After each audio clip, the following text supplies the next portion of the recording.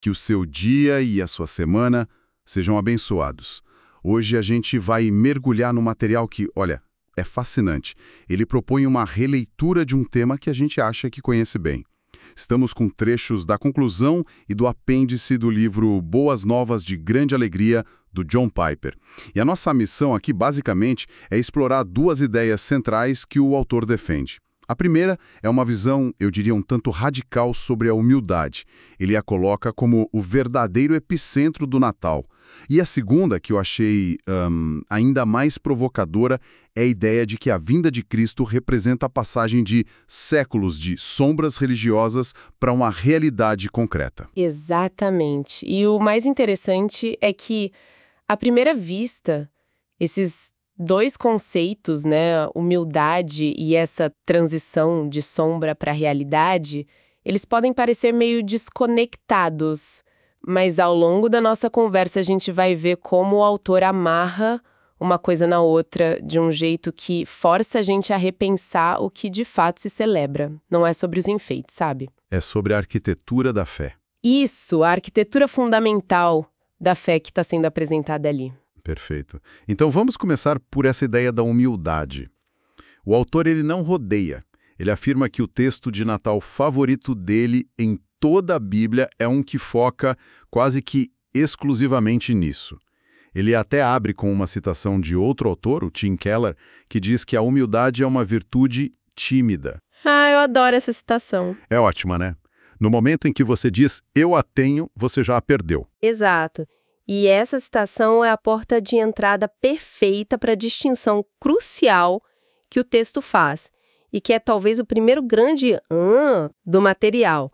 O autor argumenta que a humildade de Jesus, ela não tem a mesma fonte que a nossa. Para a gente, seres humanos, a humildade, quando a gente alcança é uma resposta lógica à nossa condição. Como assim? Bom, a gente é finito, não sabemos tudo, a gente é falível, comete erros. E, na perspectiva teológica do autor, a gente é pecador, tem falhas morais, então temos todos os motivos do mundo para sermos humildes, né? Nossa humildade nasce de uma falta, de um limite. Espera um pouco, essa distinção já é fundamental. Eu sempre pensei em humildade como uma coisa só, o oposto do orgulho. Mas a ideia de que existem fontes diferentes para ela é nova para mim. Então, se a nossa vem da nossa limitação, de onde vem a de Cristo, segundo o autor? E essa é a grande virada de chave. O texto argumenta que a humildade de Jesus não nasce de um defeito. Ela nasce de uma perfeição infinita. Uau! Não é uma resposta a uma limitação que ele tinha, mas é um transbordamento da plenitude dele. É um ato consciente, sabe? Voluntário. De alguém que possui tudo, mas que escolhe se colocar num papel de servo para o bem dos outros. É uma humildade que vem de cima para baixo, não de baixo para cima. De cima para baixo, isso muda tudo. Para ilustrar esse ponto, o autor nos leva para um trecho bem denso, lá de Filipenses, capítulo 2. Diz assim, pois ele, subsistindo em forma de Deus, não julgou como usurpação o ser igual a Deus. Antes a si mesmo se esvaziou, assumindo a forma de servo. E continua. Tornando-se em semelhança de homens, e reconhecido em figura humana, a si mesmo se humilhou, tornando-se obediente até a morte, e morte de cruz. Uau! É uma passagem muito forte. Muito. Basicamente, o que o autor está destacando aqui é o seguinte: Jesus, que era divino por natureza, não se apegou a esse status. Pelo contrário, ele abriu mão, se tornou humano e foi obediente a ponto de morrer da forma mais humilhante possível. As palavras-chave que o autor ressalta são verbos de ação: esvaziou, assumiu, humilhou. São escolhas deliberadas. Exatamente. E o que é fascinante na análise é que essa auto-humilhação não é um ato de alguém com baixa autoestima. É o contrário. É um ato de força tão imensa que não precisa se autoafirmar. O autor conecta isso de forma brilhante com outra passagem, de Marcos, onde Jesus diz de si mesmo: o próprio Filho do Homem não veio para ser servido, mas para servir. Certo. Então, a humildade dele não era um reconhecimento de fraqueza. Era uma demonstração de poder de um tipo diferente. O poder de se rebaixar voluntariamente. É a plenitude que se derrama em serviço, não o vazio que busca ser preenchido. E essa ideia se conecta de forma muito prática a um dos convites mais famosos do cristianismo, né? O autor faz essa ponte para Mateus 11. O vinde a mim. Isso. Vinde a mim todos os que estáis cansados e sobrecarregados. Aprendei de mim, porque sou manso e humilde de coração, e achareis descanso para vossa alma. E aqui fica a minha dúvida, porque é curioso, a imagem de um rei divino se humilhando até a morte não parece à primeira vista uma fonte de descanso. Parece mais uma fonte de caos, uma inversão da ordem. Como o autor resolve isso? A conexão que o texto faz é direta e é o coração do argumento. A humildade de Jesus não foi um fim em si mesma, foi o caminho que o levou à cruz. E esse ato na cruz, dentro da teologia apresentada, é o que efetivamente remove o peso dos pecados que esmagaria as pessoas. Sem essa humildade radical, ele nunca teria sido obediente até a morte de cruz. Ah, entendi. Portanto, o descanso que ele oferece não é um sentimento vago de paz, é a consequência direta de ele ter carregado o nosso fardo. O descanso para nossa alma vem do trabalho exaustivo da alma dele. Entendi. A humildade é um motor que leva à ação que produz o descanso. E o autor diz que isso nos dá razões completamente novas e mais profundas para sermos humildes. Exatamente, para além das nossas próprias falhas. Isso é interessante, porque a humildade que vem da graça é uma ideia comum. Mas a ideia de que o próprio mecanismo da salvação é um modelo de humildade, isso parece mais profundo. Como ele conecta esses pontos? Bom, ele apresenta duas razões principais que meio que redefinem a nossa busca pela humildade.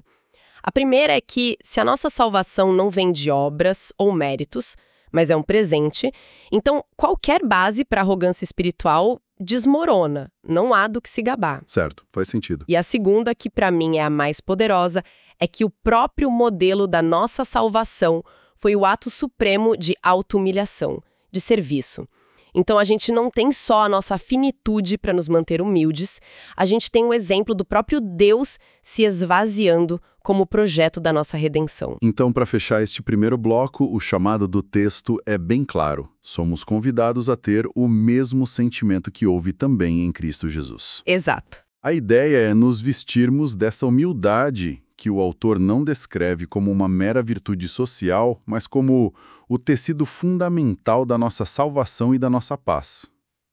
E essa ideia de humildade como um ato de força, não de fraqueza, já redefine bastante o Natal.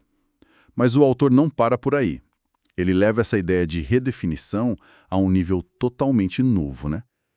Ah, sim. É aí que a conversa fica ainda mais disruptiva.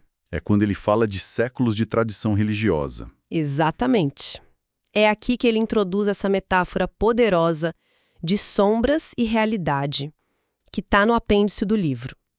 O argumento central é que todo o complexo sistema de adoração da antiga aliança, os sacrifícios, o templo, o sacerdócio, tudo isso funcionava como uma série de sombras. Sombras projetadas no chão da história, ele diz. Isso. O que exatamente ele quer dizer com sombra? Para entender o termo, o autor nos direciona para a carta aos Hebreus, que diz que os sacerdotes do antigo sistema serviam naquilo que é a figura e sombra das coisas celestiais. Pensa na sombra de uma pessoa se aproximando por um corredor. Você não vê a pessoa ainda, mas a forma da sombra te diz que ela está vindo, te dá uma ideia de como ela é. A sombra não é a coisa real, mas aponta para a coisa real. Perfeito. Aponta inconfundivelmente para a coisa real. Nessa perspectiva, os rituais da antiga aliança eram as sombras que apontavam para a vinda de Cristo. O Natal, então, é o momento em que a pessoa real finalmente entra na sala. E a sombra se torna obsoleta. Que analogia poderosa! E o autor lista uma série dessas sombras para dar dimensão do que mudou. É um grande antes e depois. Sim, ele lista várias. Ele menciona o sacerdócio que era temporário, o sacrifício da Páscoa com o cordeiro anual, o tabernáculo e o templo, que eram lugares físicos. A circuncisão, as leis sobre alimentos. E os dias de festas e os sábados, que eram rituais marcados no tempo. É uma lista longa, e o texto não se aprofunda em todas, mas ele seleciona alguns exemplos para tornar o conceito mais concreto. E vale a pena a gente olhar para dois deles. Vamos lá. O primeiro é o templo. Por séculos, o templo em Jerusalém era o centro de tudo na vida judaica. Era o lugar onde o céu e a terra se encontravam, onde a presença de Deus habitava de forma especial. O eixo econômico, cultural, espiritual. De uma nação inteira.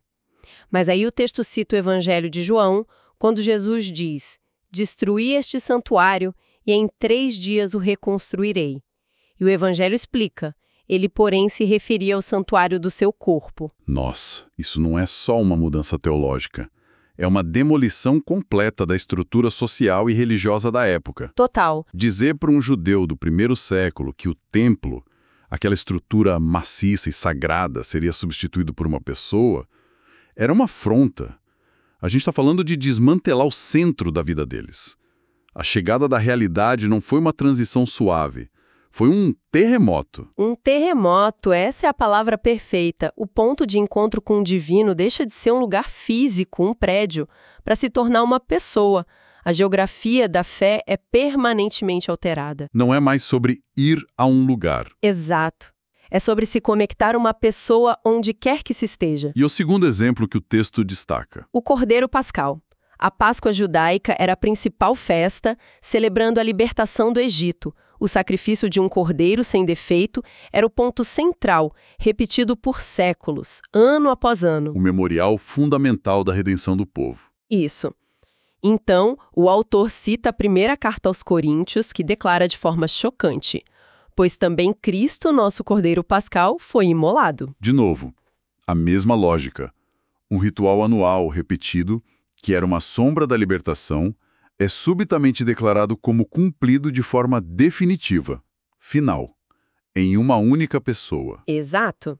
É como a diferença entre ver a planta de uma casa e finalmente entrar na casa pronta. A planta é útil, essencial, mas você não mora na planta. Os rituais eram a planta. Os rituais da antiga aliança eram a planta. Cristo, segundo o autor, é a casa. A sombra do cordeiro repetido dá lugar à realidade do sacrifício único e final. Então, o que tudo isso significa na prática?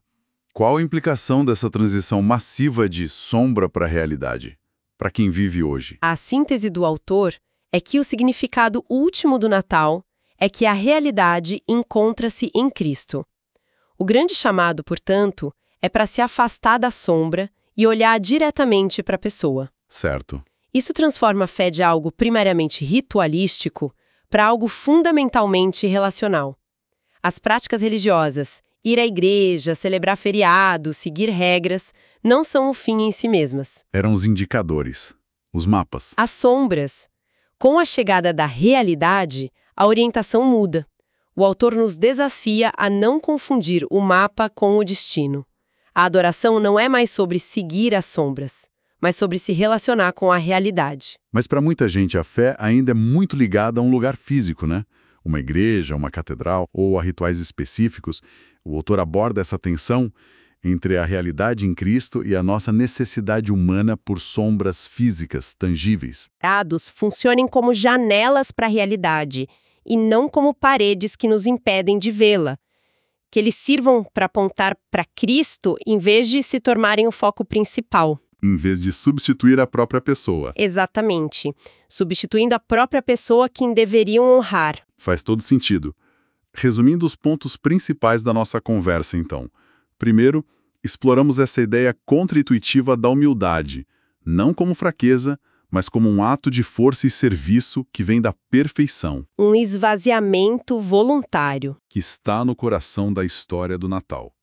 E segundo, vimos a vinda de Cristo como o grande ponto de virada, o momento em que séculos de símbolos e rituais, as sombras, encontram seu significado e são substituídos pela realidade, que é a própria pessoa de Cristo. Mudando a fé de um sistema de regras para um relacionamento. Perfeito. Exatamente. O que nos deixa com um pensamento final para reflexão, que emerge diretamente desses textos. Se o autor está correto e a essência da fé é uma pessoa e não um conjunto de práticas, como isso reavalia as nossas próprias tradições e celebrações hoje?